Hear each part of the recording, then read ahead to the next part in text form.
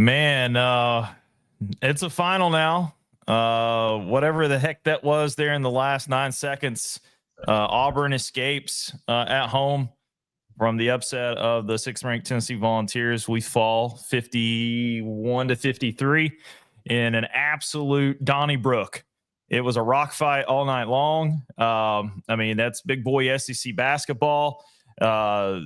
It was very inconsistent officiating all night. I think, everybody got to see this game. It was on ESPN. So you be the judge of that. I'm never the blame the refs guy, but man, a lot of bad calls back and forth on each sides. A lot of people getting banged down low. You had to be a grown ass man to get in the paint tonight. I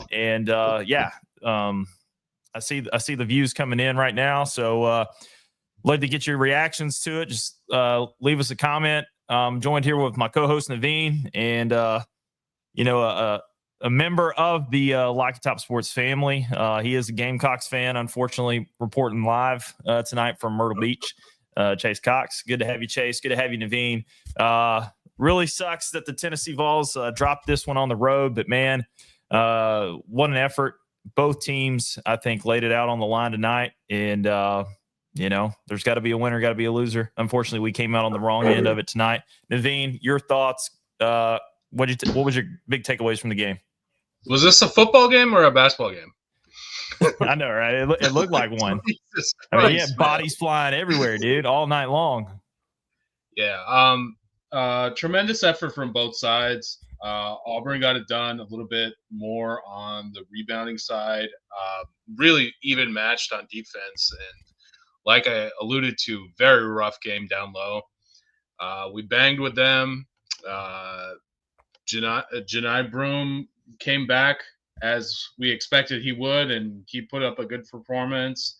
Ziegler, biggest heart in the country, I think, in terms of player that wants to be there and play for the team. He seemed to be doing well. Good performance from Meshack as well on defensively, but yeah, man, I'd classify that as a little bit of a collapse. Up 4 with a minute and a half to go. You got to close it out. Yeah, I mean, we got kind of messy there on that double team down low on Broom. They kicked it out to the corner 3. Guy hits a shot. Very, very tough shot to hit. I think you'd almost take that, defensive pressure there. I mean, we were getting owned there in the paint. So, I mean, the double had to happen. Chase, your takeaways kind of as an innocent bystander in all this. National televised game tonight. So just as an SEC brother here, and when you saw basically the two top teams in the conference match up tonight, what was your thoughts on tonight's performance? It was almost like deja vu from a week or so ago when we played Auburn. It's we actually got up by double digits, and then the end just collapsed. It's like that was a heck of a game right there. I mean, that was good physical. That's what I like to watch. Good physical basketball. I think a couple calls kind of went Auburn's way, but that's kind of been the play this year with Auburn. But nothing to take away with Auburn, though. Auburn is a well-rounded, tough basketball team. Tennessee is too. It's whenever two teams in the top of a conference go head-to-head, and you get teams like this right here and games like this where it's just a slugfest, you don't know who's going to win, who's going to pop out. Tonight it's Auburn. Tomorrow night, if it was the same game, could have been Tennessee. I haven't kept up a whole lot as far as watching Tennessee and Auburn this year. But like I said, we just played Auburn like 4 games ago, I believe, and we were up double digits with like 5 minutes left. Auburn walked it right back. We lost by 1 possession right at the end of the game. So Auburn knows how to win. They know how to finish. Bruce Pearl is doing a good job there. And that's just a heavyweight SEC basketball game. That's just what it is. And I enjoy watching it, especially with me not having any chips in the fight there. Yeah, again, it was a tough matchup tonight. going on the road, me and Naveen, we've kind of talked about that. And as you know, Chase, being a Carolina fan, teams on the road in the SEC this year has really struggled. And, it's just been, really difficult for anybody to go on the road. I mean, even earlier today, we saw that play out with Kentucky at Vanderbilt. We can kind of reflect, I guess, now on last week's loss to the Commodores. And I think Vandy's kind of the real deal. But I know you kind of mentioned earlier about Auburn getting the whistle, but yeah, I mean, it was almost disgusting how much Janai Broome was getting glazed, but literally on the broadcast tonight. Officials were glazing him, the announcers were glazing him. It just hats off to the guy. I mean, kind of a gritty performance, to go out on a bum foot like that or bum ankle, whatever he's got going on. But yeah, man, he was getting a whistle all night long. We couldn't breathe on anybody without Jordan Gainey or Meshack or Igor Milicic getting a foul called on him. So,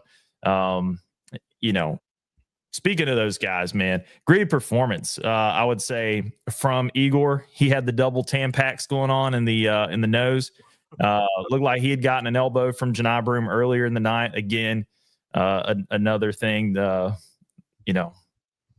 Tennessee fans will probably look back and be like, Broome got away with a lot down low in the paint. Because I think the refs were kind of looking at that kind of like a flu game for him. Like, he's doing this and that, putting his team on his back, gritting it out. So, we're going to give him that home whistle, and he got it. But then also Meshack. I mean, that guy was everywhere. Tonight. Great defense, hard, ball pressure coming from him. So shout out to Meshack. There's nobody out there that can really look at this game from either both teams and say neither school put it on the line tonight. I think it was a gritty performance. But Naveen, what do you got, man? How do you see this kind of as our 3-game stretch going into Kentucky and Florida? Are you encouraged by this performance, or are you disappointed that we let one get away? I am overall encouraged by this performance. Obviously, it's not great to see your team lose a lead so late in the game. Wanted to go through a little bit of what I thought were the stats recap and a little bit of the differences in the game. So can you guys see my screen? Yeah. There. Yeah, we see. All right. So basically for the audience who can't see, very equal shooting wise, 31%, 18% from three, very similar. Auburn came in with a little bit more rebounds, 4 more rebounds, 5 more offensive rebounds. Points off turnovers, we actually took that up. In the paint, they were a little bit stronger, but really, we don't have a fucking bench, guys. So we lost 24-10 from the bench. Yeah. I mean, you can't really say, okay, we need to shoot better to beat teams in the top. I don't know. Both of these teams were contesting the shit out of the ball, man. What sucks is we finally got a late 3 to kind of open the game from Chaz Lanier. I thought that was the start of closing out the teams. I see Kyle G said. I really thought we were going to close him out there. But yeah, I thought right there watching as a bystander. Whenever he hit a 3, I was like, "There it is." We woke up. Here we go. Like, we woke up, man. Here we are. There it is, right there. I thought that was the inflection point of the game, man. I thought that things were going to change, but we really got a little careless, little bit of foot off the pedal, and that's what happens versus great teams, and especially on the road, man. Is that's y'all's first time playing Auburn this year, right? Yeah, it's our only time we'll play them.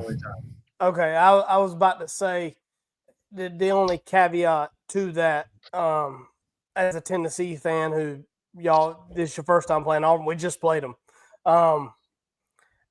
That 3 whenever y'all hit, I haven't watched a lot of Tennessee basketball this year either, or Auburn other than when we played them. But I've caught South Carolina, Auburn, and Auburn. I forget who else they played, but it was the same situation. It was the same with us.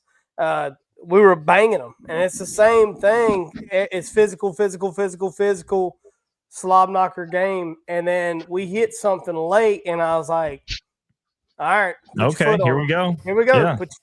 Put your foot on their neck. There it goes. It's right there. You got the momentum. Let's run. And it was like Auburn just walked right back in. And I mean, the calls favored Auburn tonight. They did. But I'll say this too. If Auburn hadn't done this multiple times this year, I would dig in a little bit. But I've watched them do it multiple times this year. It's like you put them to bed and you turn your back and they wake right back up. And it's like they don't waver when they hit that three, and us as fans were like, momentum, here we go, we're hyped. And it's like they don't even look at it. And I don't like Auburn at all. I don't want anybody thinking I'm glazing Auburn here because I can't stand them. But I will give a shout out when somebody hits a three in your face and none of those they didn't flinch. They didn't flinch. No, they didn't blink at all. They turned around the inbound the ball and then went and put it right back down your throat again. And it was just normal to them. So, I mean, that's just a shout out to them as a team. You always, win or defeat, you still got to give you props where they're due if they're due. And they are due to Auburn. Auburn, tonight there's no knock on Tennessee basketball. It is just you got to kind of applaud Auburn basketball for what it did tonight, because that whether the refs are on your side or not, whenever you come down to the end of a basketball game, Auburn worked the paint at the end. They moved the ball well. They still continued to bang in the paint and never slowed down. And whenever you got a basketball team that can do that and they got the talent, Auburn has talent. When you have the talent and you're moving like that, any given night in basketball, you're going to win the games. And so, tonight was Auburn's night, but Tennessee still matches well with Auburn. You won't see them again to the tournament if you see them in the tournament. And if you do, it could be the same thing and vice versa with Tennessee. And it's just tonight you just got to kind of applaud Auburn. And that's just part of big boy basketball. Yeah, I think on a neutral site, Tennessee wins that game. So, you're talking about maybe potentially seeing them in the tournament. If we played that game neutral site and it's still the same, pace and everything, kind of the way we controlled I think it played into Tennessee's tempo. That's the way we like to play all of our basketball games, because we're a defensive minded, defensive first team. So yeah, man, I agree with you. I think both of those teams are prepped to definitely make a deep run in March. If there was any doubt about that before, I think we saw that. Now, we got Kyle G, one of our good time, long time listeners, good time Kentucky fans. He on suicide watch tonight. They got him in a jacket or in the quarters. Man. Hey man, they're getting a check from Vandy, dude, because they went to Nashville and lost just like we did last week. Kentucky is trash. You hear me, Kyle? Kentucky is trash. Dang. All right, Kyle catching strays. But anyway, yeah, man, it is hard to win on the road, as evidenced today. But yeah, man, I like where Tennessee's. To Naveen's point earlier, I like the way that we performed tonight. I'm really optimistic on us going forward into the rest of the season. I think we're going to sweep Kentucky, Florida. What do you guys think? Naveen, I'll get your thoughts on that. No.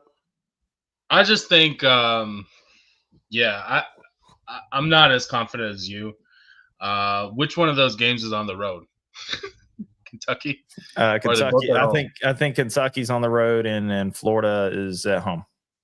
Yeah, I mean, we just can't shoot the ball on the road, so I'm not as confident there.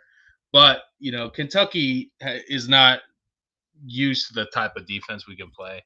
500K, and I'm not 07 in the SEC. Not sure what the 500K means, but either way, we kind of got to what was good about the game is that we fought the entire time, and actually, we my had bad. Actually, it's Kentucky's at Thompson Bowling. My bad. Sorry, Nadine. Okay, Florida away. Florida's at home. I knew Florida was at home because I'm potentially going to that game. Okay. Yeah. So I mean, we talked about Dr. Jekyll and Mr. Hyde a couple days ago, right? Yeah. We with a good doctor at home, and then on the road we just can't shoot the ball. So what I think is that we can beat these teams. They're not as good as Auburn. That's one thing I would say. It's just very disheartening that we had it in our hands. We were ready to win, man. We were ready. We had it. Maybe one more Rick Barnes timeout. I will say he had 2 left. Or what did he have? We had 1 left at the end of the game. Yeah, we did have one. We did have one left. There that little episode that happened there. Like Jemai Broom walked on that rebound. Let's just call it what it was. And he he threw it over in the back or into the front court for them to do that breakaway. I mean, it should have been a travel call there. It didn't get called, so it is what it is, man. Like, you had a good look. You had your leading scorer tonight, wide open. We just can get the rebound there. So I just wonder if things would be a little bit different if we took a drive to the rim on a couple of those possessions instead of I don't think so, man. Because let's be honest. I mean, look at our points in the paint tonight. I mean, they had a lid on the rim. Nobody was getting any real good penetration. I mean, Zakai got some good things off some pin downs and back screens. They were running that floppy stuff, trying to get Chaz open to get him a shot. But that was closed for most of the night. So you saw some little gimmies there for Zakai when he'd get in the lane. But even that I think the second to last opportunity we had in the paint, Zakai went down and left it short. So right off the front of the rim. I think you need to think about this too, man. Broom, you could tell he's not 100%. Sure. And dude's a stud. There ain't no way you gonna cut it. Dude is a stud. Yeah, ain't no way around it. I mean, ain't no what they said. Ain't no what Future used to say. Ain't no way around it. Perk in my system. But that's the thing you got to think about with some of these games in basketball and stuff too is health wise and what you got going as a team. He did play tonight, and I do think the rest did favor him. Some he's been out the last, I think, like 2 games he's been out. Yeah. I watched him when he played us. The dude's a stud. I mean, you got studs, you ain't got studs. Dude's a stud. If he comes in, he's 100% and say, maybe tonight it favors your way.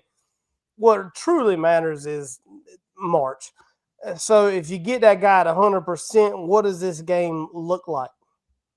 That's the way I try to look at it. Unless it's a season-ending injury, then, yeah, we can write the dude off. But if you bring him in and Auburn gets to game plan around their bread and butter this year, which is him, I think it said a lot tonight when Tennessee come up, hit the big 3. They have banged all night. Tennessee never took a step back the whole game. And Auburn is without their star player. They didn't blink. That's what I look at whenever I'm looking at games like this. So last year we were talking about Tennessee basketball and old Caucasian Cottonmouth. If his ass would have been out. Number 4 for the Lakers. That's right. Number 4 for the Lakers over there hanging out with LeBron and everybody else. LeBron. Yeah. I can't bring myself to say his name. I miss him too much. Laval. Yeah. but like last year with Tennessee had a good basketball team. But we all agreed if he was out, Tennessee's not the team Yeah. no more. Yeah, And- Dalton Connect was obviously the heartbeat last year for our offense. And that's how I try to translate it. You got, if you take away old Dalton Connect last year from Tennessee, just say a stretch of games. What does Tennessee look like? They don't look like the same team at all because they can't play the same way without him. Auburn played tonight. He was injured. He's still injured. He's getting through it because they're playing Tennessee. You get up to play Tennessee in basketball. And that's where I kind of differ with some stuff like that. Even whenever he wasn't on the floor, Auburn didn't move. It was still the same Auburn team that just didn't have the killer on the floor. And that's where I got to give props to that. And I don't think that if Tennessee would have done anything different, would have been any different. I think Tennessee had a good game plan. I think Tennessee played the right game. I just think it bounced out of their favor tonight. Just a possession short, man. That's it. It's just, I don't think Tennessee lost. They just ran out of time, boys. I mean, this was a coin flip game, man, from start to finish. I mean, how many lead changes? I think there was like 15 or 16 different lead changes in the game. Very competitive. It was a rock fight. Now, I will say, we brought up Dalton in last year's team.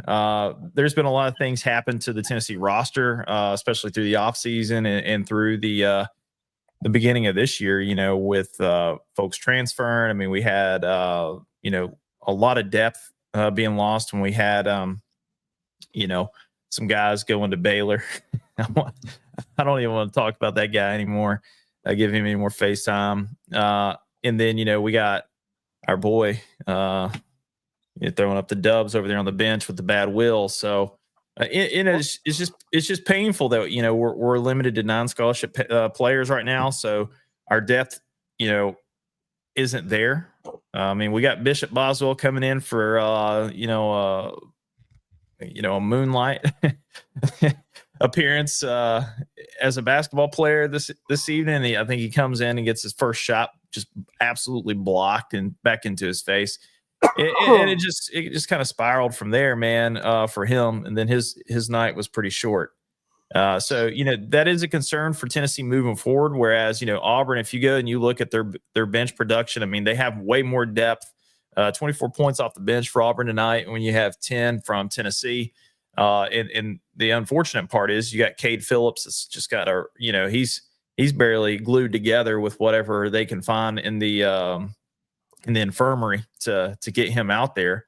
The guy's got like a shoulder brace on and a wrap around his chest, stuff going on with his knees. So I mean, he's just banged up. And God bless him. He's out there, doing his best. But man, it's just by committee. It really is next man up. And tonight was a very, very physical game. We just didn't have enough. I mean, we got some of our key players in foul trouble, and that hurt us. So when you don't have that depth to come in and kind of offset those stretches where we have to sit guys, it really plays in the favor of our opponents.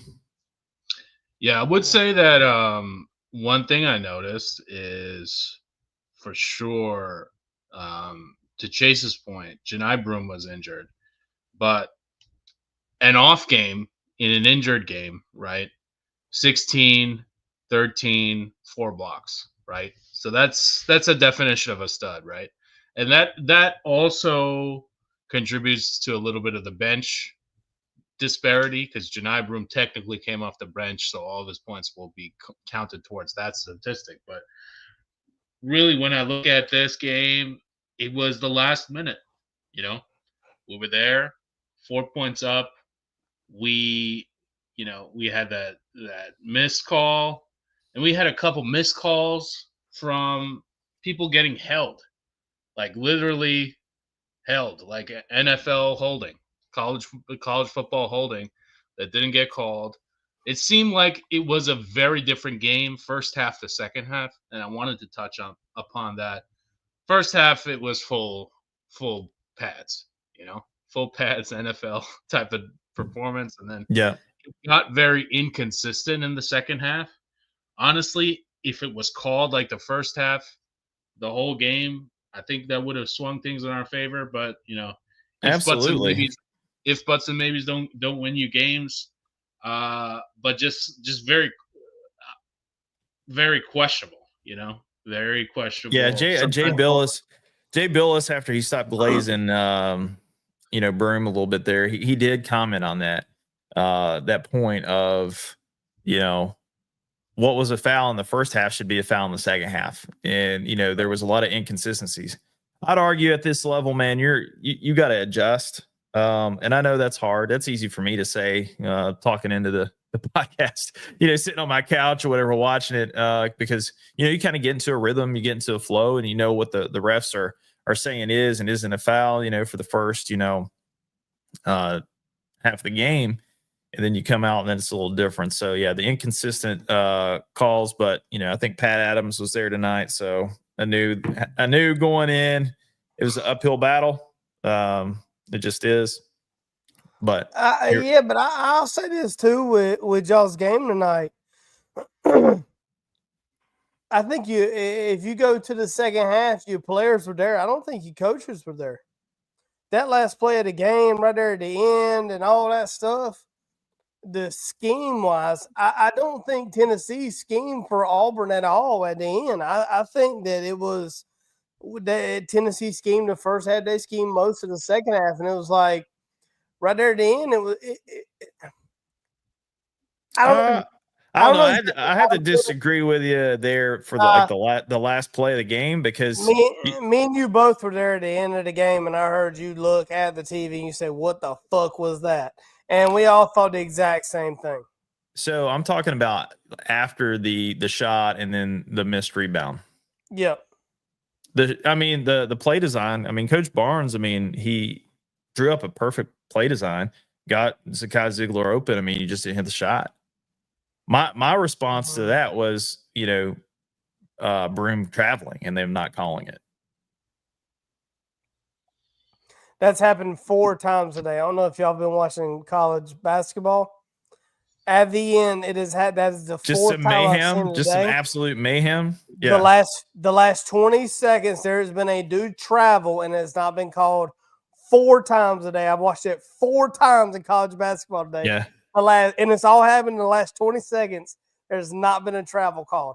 Yeah, I can appreciate the refs not wanting to make the game about them. You know what I mean? Like, I get that. Let them get after it. Let the guys go. But at some point, it's like, all right, man, like, make a call. Rules to the game, man. Yeah, make a call, dude. Well, there's basic stuff. Like, if you don't want to call petty fouls, don't call petty fouls. That's the basketball I like. Let these guys get gritty. Let them get in the paint. Let them get after it. Good. The best era of basketball was 80s and 90s. Period. I'll argue with bad you boy all day. Yeah, you talk about bad boy Pistons and the Bulls. No. You can do that. Bill Lambert's a bitch, but we ain't got to go that far with it. But just good gritty basketball, man. No, Bill Lambert, he wasn't gritty. That dude was just not as athletic as everybody else. So he just hacked you. I'm not about hacking. But I'm talking about like slapping a wrist, going into the paint. We go body to body, and I got to lay it up. That's fine. If you hack my wrist or my elbow down, that's a foul. But I'm just saying, contact is not a foul. Let that shit ride, and they did let it ride for a good little bit there. But that's the basketball I like to see. It's every other time you want to touch this, touch that.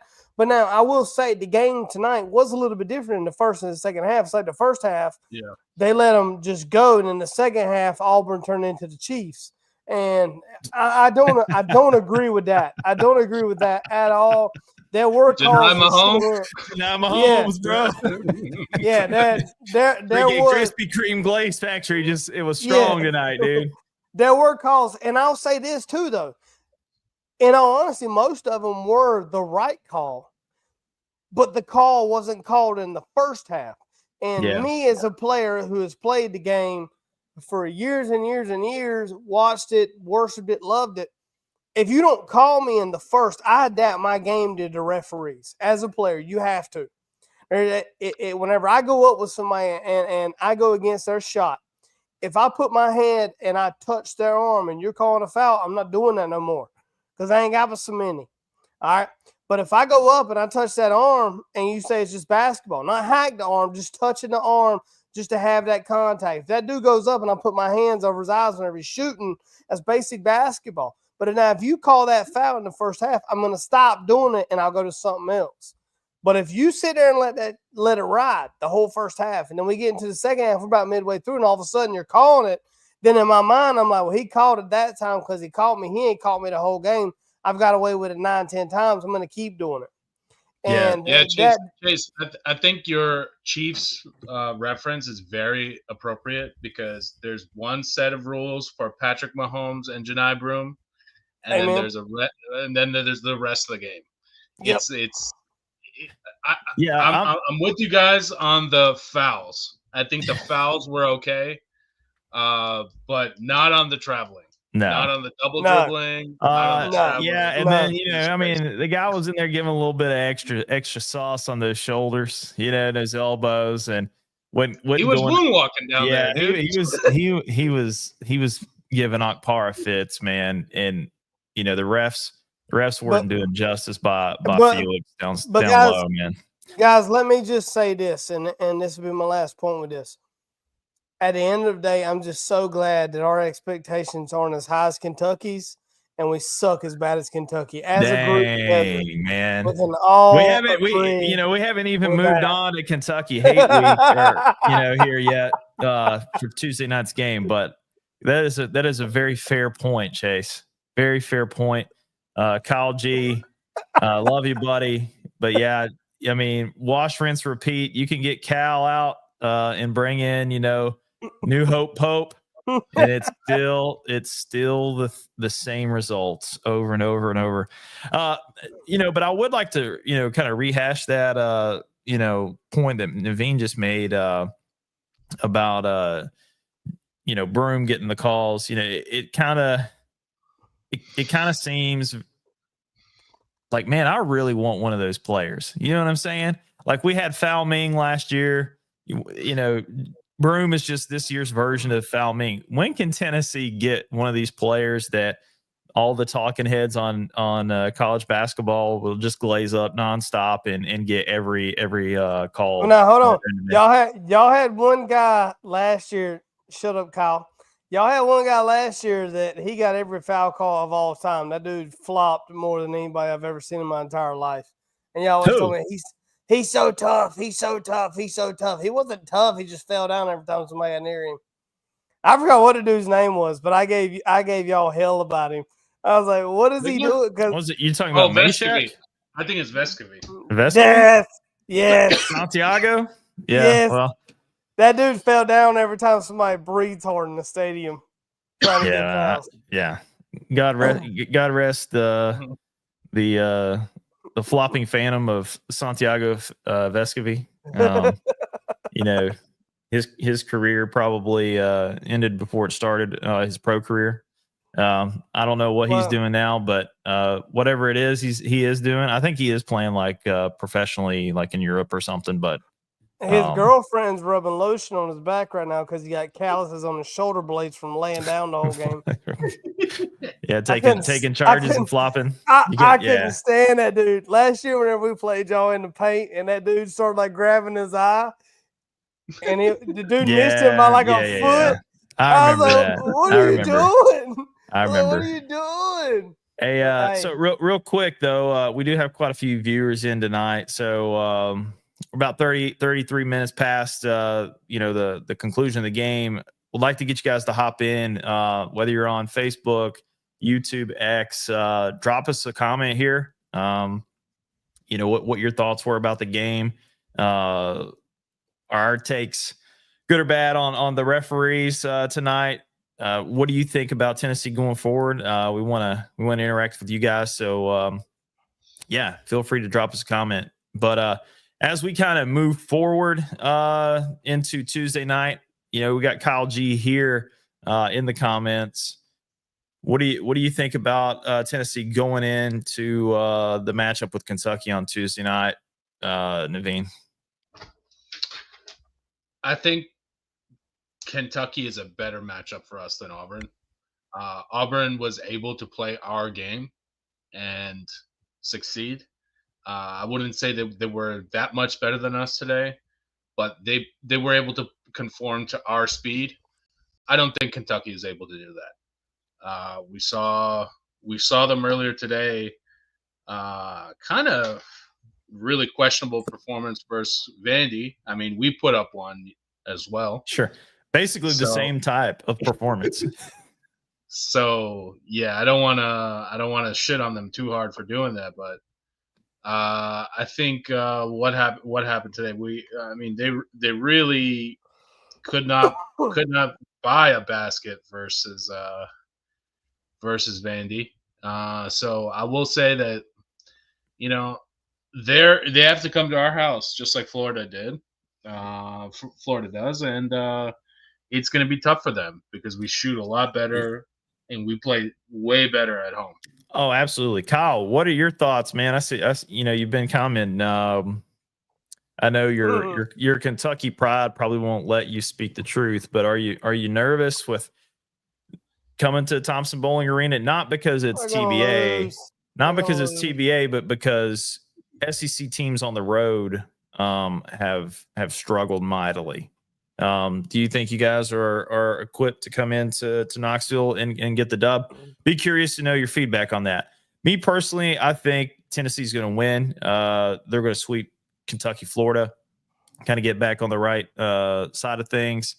I think we'll consistently remain in the top 10 all the way through the end of the year. I think our season gets significantly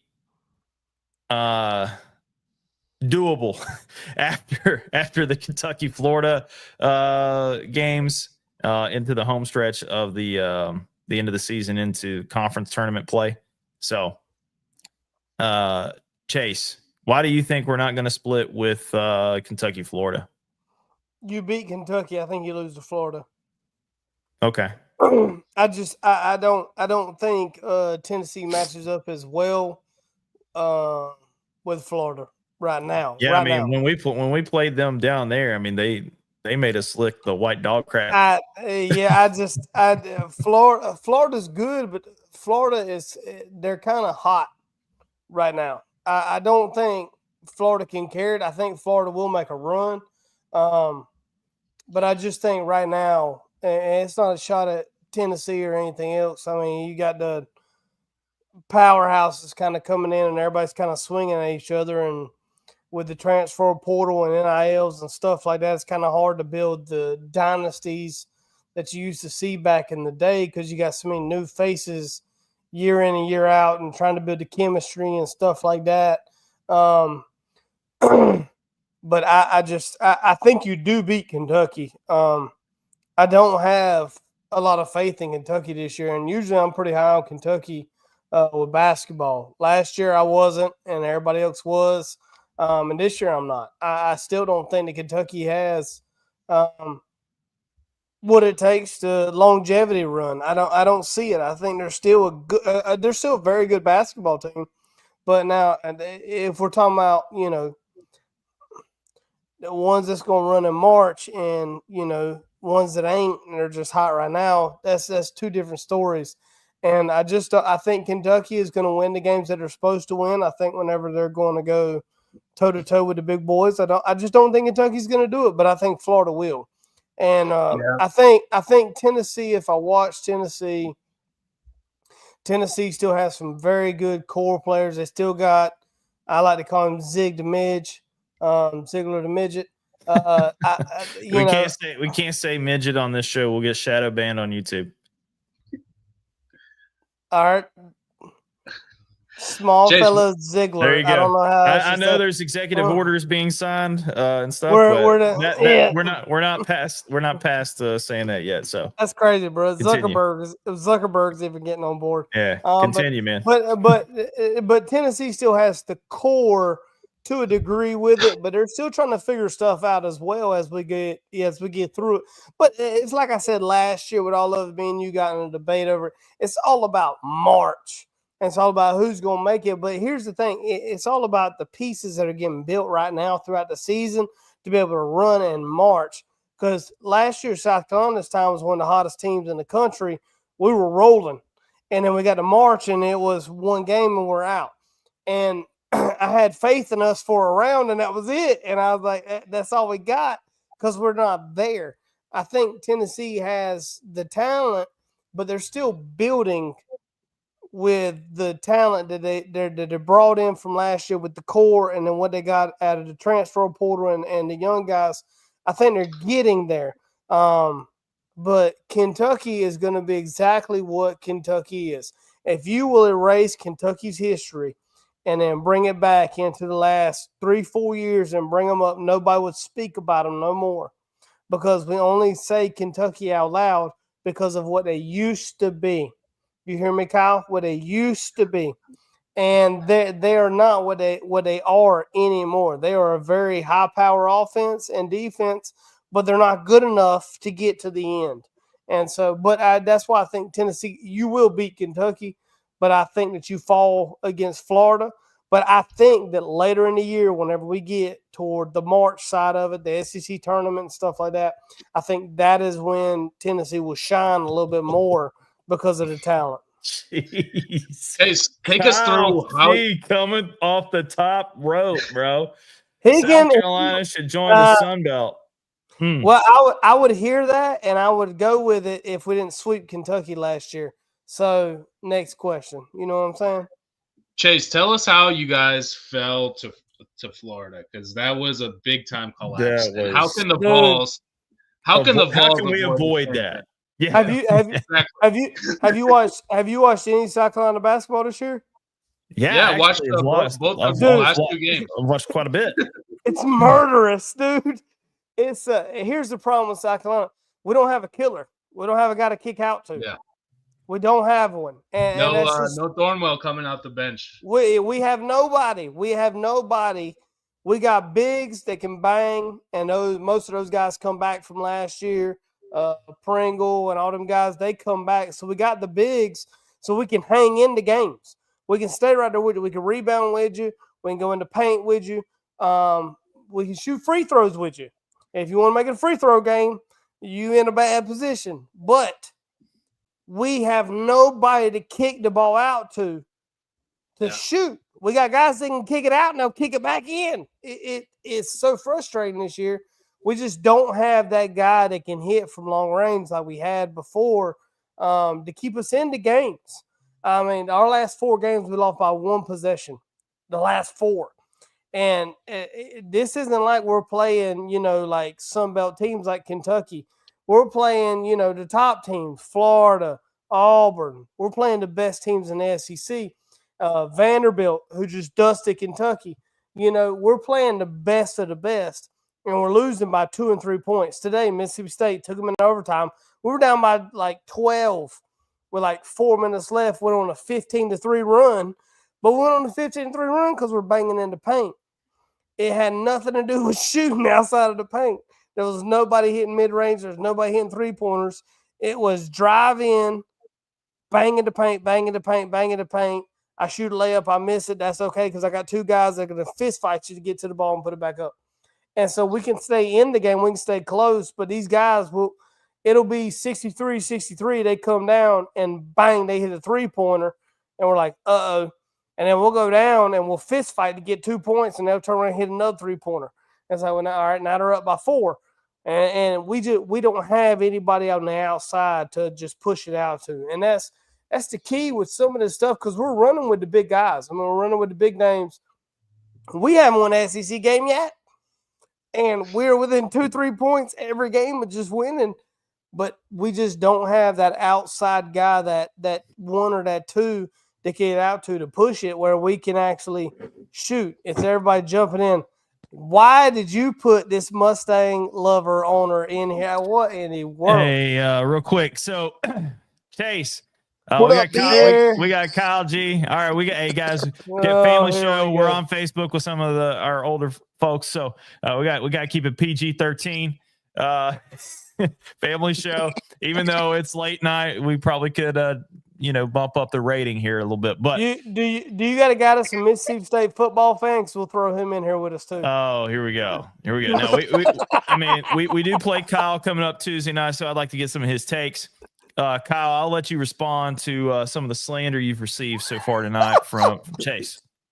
There's not that much I need to say, but 0-7. Like when you start winning games in the SEC, then maybe you can start talking. But other than that, I don't even know why he's on here talking. You shot at me. You shot at me last year, and I will never forgive you for it. So I'm just going to keep shooting.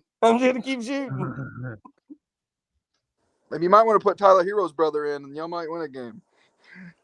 Dang, just let me man. know. Just let me know when you ain't 0-2 versus South Carolina in basketball. Let me know. 0-2. All right. So Kyle, let's get to brass tacks, man. Tuesday night, Thompson Bowling Arena, Wildcats coming in for a big time matchup. Both teams licking their wounds, coming off tough losses on the road in SEC play. What are your keys to success for Kentucky to potentially beat Tennessee at home, which not a lot of people get to do? I think it's a must win for both teams for sure. Obviously, you guys lost. Y'all lost Tuesday, both back-to-back games now, or did y'all win on Tuesday? We won on Tuesday. Y'all lost last Saturday to Vandy, right? Yeah, that's right. So, but yeah, just coming off. Last thing you want to do is lose back-to-back. But must win for both teams. It's going to be, like I said, SEC road games this year are just so tough. And so, but yeah, I'm looking forward to the game. I think it's going to be a really close one. But obviously, Kentucky's issues right now are we're so slow in the first half. We're like literally the last 3 or 4 games we're extremely slow, getting to a good start, and then all of a sudden in the second half, Mark goes in there, lights a fire, and then they come out swinging, but it's just they're too far back from the first half slump that they can't catch up all the way. And then when they get close, they make stupid turnovers when they get within one possession or tie the game up. So hopefully we get that fixed. But we'll see. But yeah, that's my take right now. You don't want your team to go, with your 4th loss in the SEC, because you're trying to fight for one of those top 4 spots to get a bye in the tournament. But we'll see. Like I said, all these teams will probably make the tournament for sure, except for South Carolina. I know they won't. But yeah, Kentucky, the Tennessee, SEC. We can get hot for the SEC tournament, Kyle. You're not winning the SEC tournament. All right. Yeah, we're not. We're not going to win that. Yeah, for all of our viewers, we got Kyle, the Kentucky fan, on here with us tonight. He's telling us what's going to be the things that make Kentucky successful on Tuesday night against Tennessee. We're also here joined by Chase, our big time South Carolina fan, who we all know are struggling in SEC play. You guys do bring up a point, though, that I would like to ask both of you. Me and Naveen, we kind of talked about this in our last show.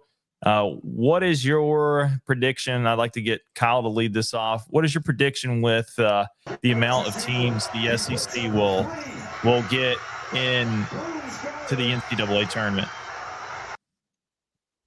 Amount of teams in the NCAA tournament. I would. Oh man. I don't think. I don't think South Carolina gets in for sure, just because they have a lot. They got a huge mountain to climb. I don't think Arkansas is going to get in.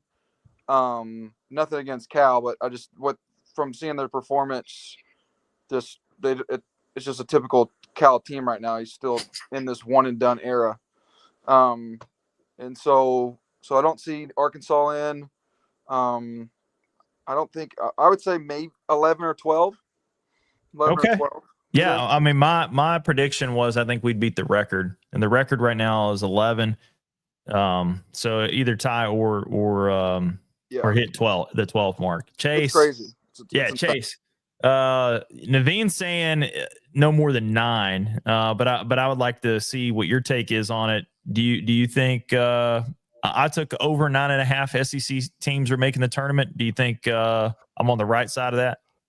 Yeah, I got 10 teams in. I'll take that over. I got 10 in from the SEC this year.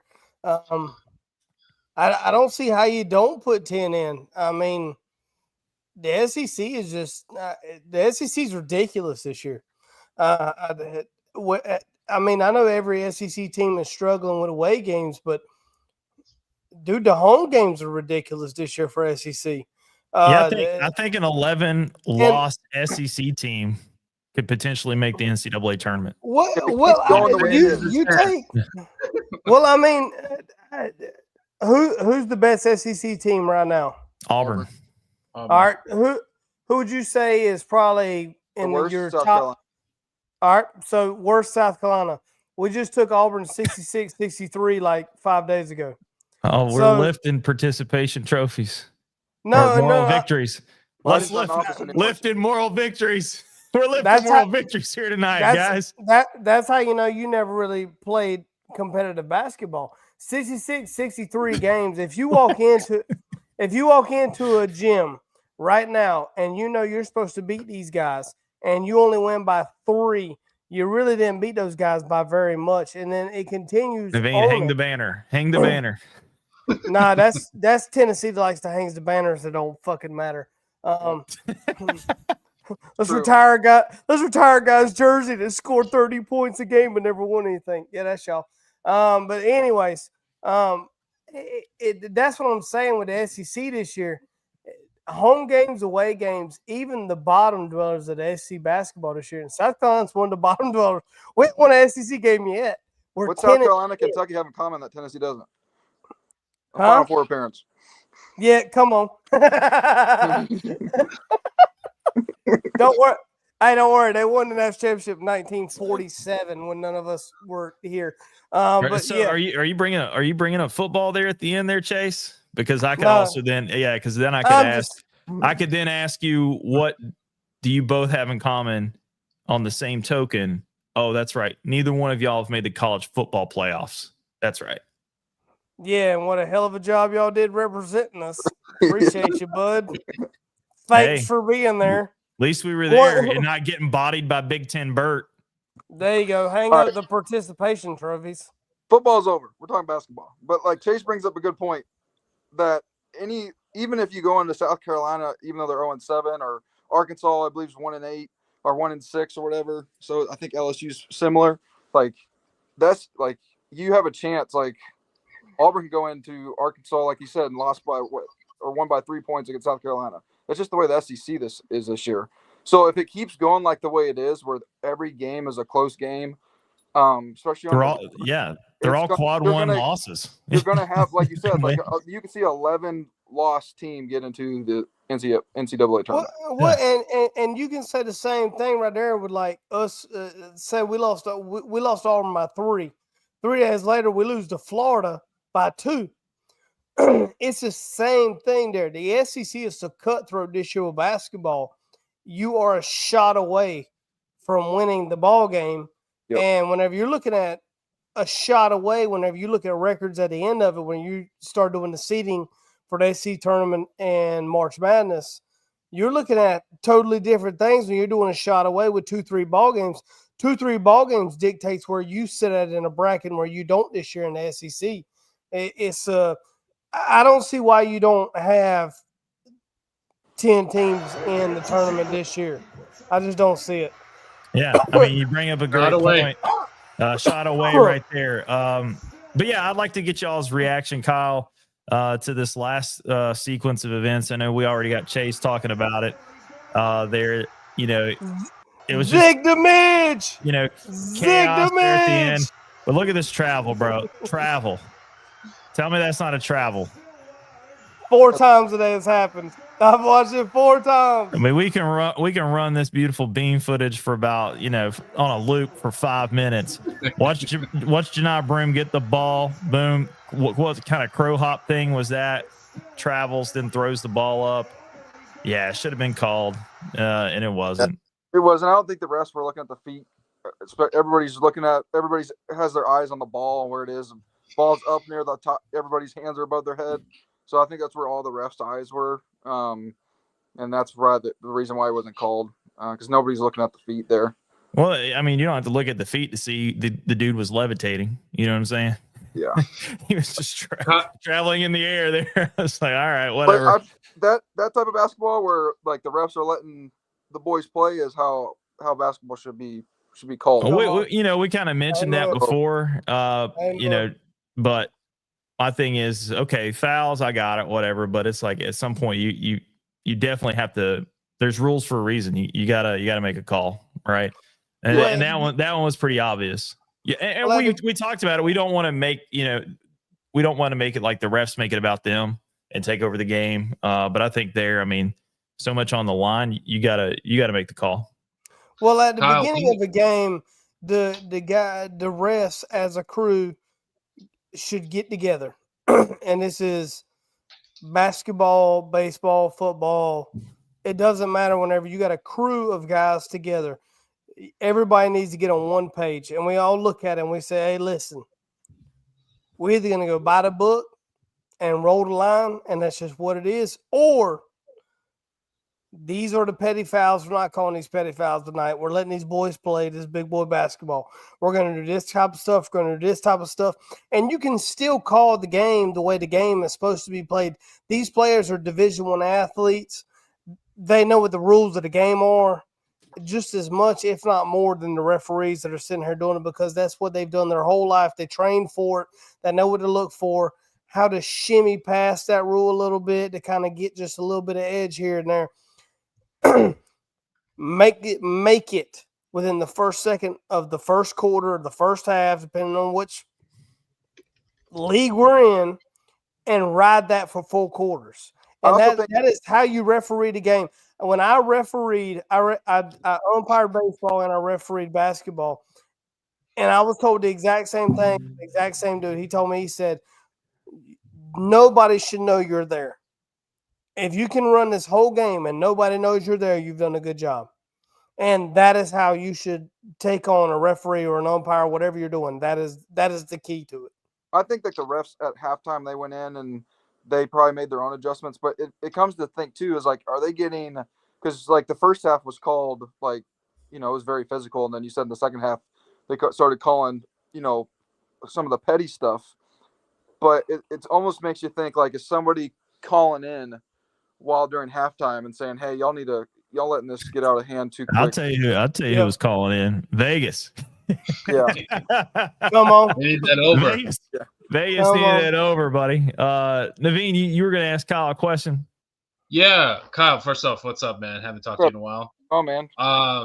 Last year you came on, or earlier in 2024, you came on with your handy dandy notebook. Shout out Blues Clues, and you wrote "Fire Calipari." Yep. Are you good? And then it happened.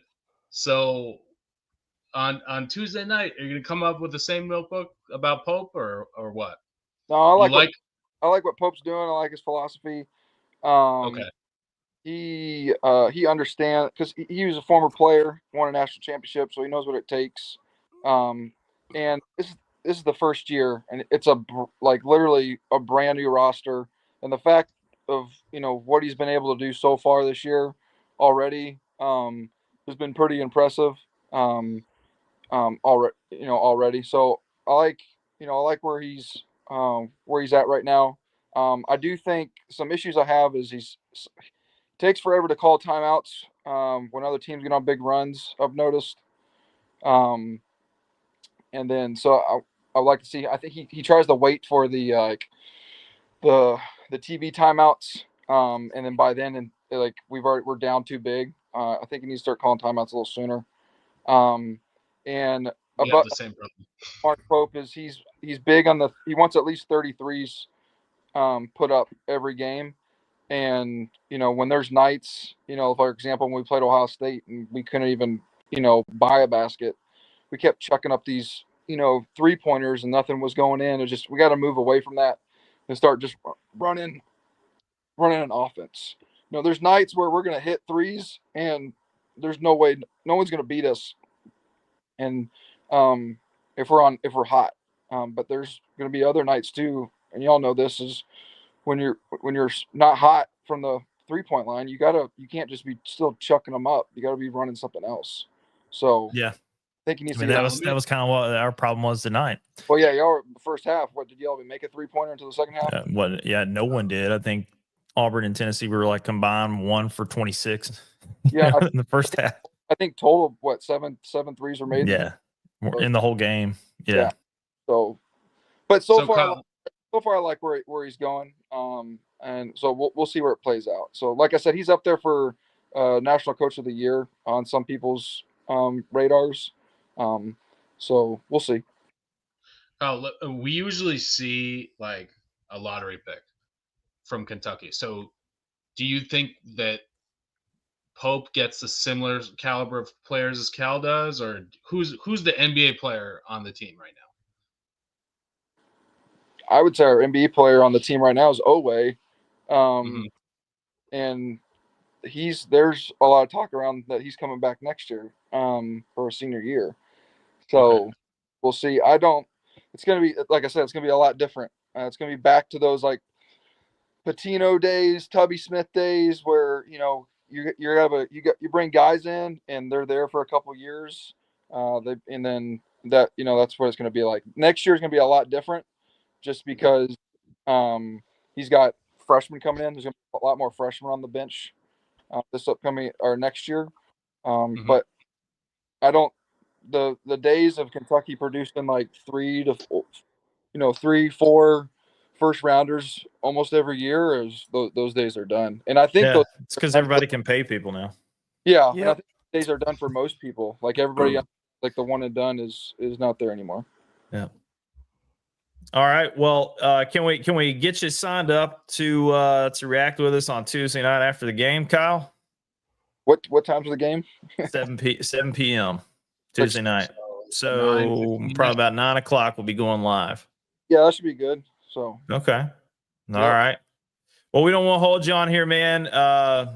We're past the witching hour tonight, so a lot of us has got to get up and go to the Lord's house in the morning. I know I do. It's going to be early. Picks for tomorrow? That's what I was about to ask you. On the way out, I'll get all you guys' NFC, AFC championship picks. Kyle, Chase, we'll lead with you guys. Real quick, let me ask Kyle a question for basketball still. Okay. Kyle, have you watched Duke at all this year? Yeah, I watched Duke when we beat them. What you think? They're all right. So yeah, I think Auburn is better than Duke, honestly. Although they lost. You think Auburn's better than Duke this year? Yeah. If you can shut down Cooper Flag, I think they don't. I was about to say Cooper Flag's all they got. Yeah, that's all they got. Like once you shut, the fact that they had that other white kid they got on their team, I forgot his name, but he's supposedly a top 10 pick. I don't see it. So yeah, I saw a couple of the games. I wanted to see what your opinion was on. I know Duke and North Carolina play this week, and they're right in the vein. Yeah. Yeah. I like how you asked him. North Carolina's down though, so they're not. North Carolina's ass. Yeah, bro. Straight cheeks. I always like hearing the way you talk about basketball, Kyle. So I want to see what you thought about Duke. They play in a week year and how they're playing. Playing a weak ACC, so yeah, we'll agreed. See. Agreed. They're probably going to get a number 1 seed most likely, and they have a high chance to probably get knocked out for one of the first 2 weekends. So, okay. All right, I'll start off with my NFL. I'm going Commanders +6, Chiefs -2. Kyle, go to you. I got hopefully the Commanders, and I'm pulling for the Bills. Okay. Pulling or are you pulling for the Bills or are you betting on the Bills? I'm not betting on anything. I just want the Commanders to win. I want the Bills to win. Okay. All right. Fair enough. Chase. As a Dallas Cowboys fan, I hope everybody in the NFC burns in hell. Watching the friggin' Commanders, who should be named Redskins. Y'all can edit that out, whatever. I think that's allowed now. They're trying to get the name back, actually. Yeah, well, they should. It was absolute crap that they changed it to begin with. But me sitting here watching NFC, and it's the Eagles versus the friggin' Skins for the championship. irritates me to the high heavens, and we just hired Schottenheimer as the freaking head coach. We got Just two make- boys fans down here. I just want to So, hang myself every Sunday. Kyle But- and Chase are going through it. Sorry. Yeah, but either way, I'm pulling for the Commanders because I actually like Jaden Daniels. I hope everything in Philadelphia burns to the ground. And I'm pulling for the Bills just as hard as I can pull for the Bills. I hope Patrick Mahomes tears both ACLs. I hope Taylor Swift catches a cramp she can't get out of. And I hope Travis Kelce's beard falls off. I hate the Chiefs with everything that got in me. And I hope Andy Reid, I hope he overdoses on cheeseburgers tonight. I hope he overdoses on cheeseburgers. His blood pressure goes too high, and they got to put him in they got to cut down two pine trees and put him in a pine box and bury his walrus-looking ass and get him out of here. I hate the Chiefs. I hate them. I hate them. I hate them. 3 out of 4 teams. I don't hate the Bills. I actually respect the Bills and their fans because they ain't won nothing. But I despise the Chiefs. I despise them. And I want to watch, screw Dan Snyder. And then also, I love Dan Quinn, just what he did for the boys. The boys should have hired him. So 100% should have hired him in-house should and have brought him in. Pulling for the Commanders. So, but. All right. Well, I guess that leaves me. I'm going Bills.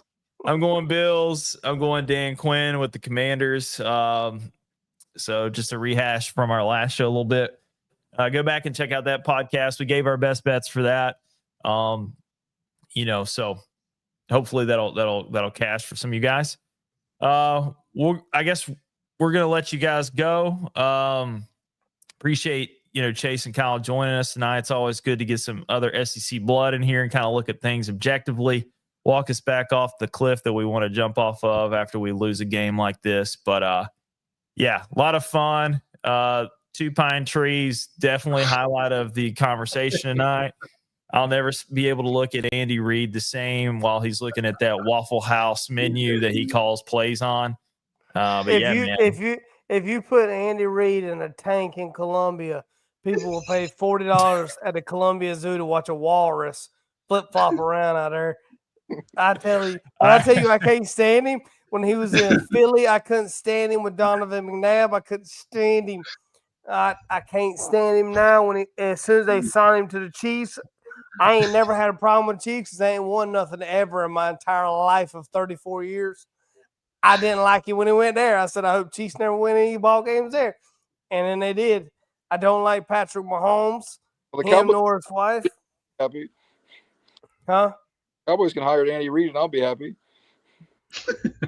Yeah, I might like him. He might change it. But he gonna pay $60 to go watch him coach. Then I guess, right? Hey, dude, listen. Right now, as a Cowboys fan, for $35, you can go to Jerry's World and call a play. For $45, you can call 2 plays. For $65, you can call the defensive scheme and the special teams. I am so fed up. I don't even want to talk about the NFL. Why y'all got me on something right now? Hey, I mean, it's championship weekend, man. We just wanted to 3 games left in football. Yeah, we just wanted to rehash that real quick. Let me tell you some SEC boys something. As a South Carolina and a Cowboys fan, since the day I opened my eyes on August 7th of 1990 in Lawrence Hospital, for some reason, I grew into both teams. And I ain't going to lie to you. I learned how to tie a slip knot at the age of 10. Because that was 2000. And we were done winning football games, and I have died ever since. We're gonna be deplatformed now for sure. I don't think DEI is in effect yet. No, not for YouTube. I don't know, but so that diatribe will live in infamy of the show. We will make endless shorts and probably go viral for all the wrong reasons. Appreciate that, Chase. Naveen, no problem, buddy. Naveen, you got any parting gifts, man? No, catch us on Tuesday. And good luck with your bets, boys. A lot of SEC ball. Alabama. Yeah. Yeah. Well, Go Vols. Yeah, we'll see how it shakes out, guys. Again, appreciate y'all coming on tonight. Kyle, we'll see you Tuesday night. Chase, we'll catch you again on the back end. When SEC back on. What's that? When an SEC game and you come back on. All right. Well, yeah, as soon as South Carolina wins an SEC basketball game, we'll let him back on the show. That's fair. Hey, boys, I'll see y'all midway through baseball season, man. If y'all need anything, just give me a shout. All right, man. Well, for Lifetime Sports, love the listeners. Thanks for coming in. We'll see y'all later. Go Vols.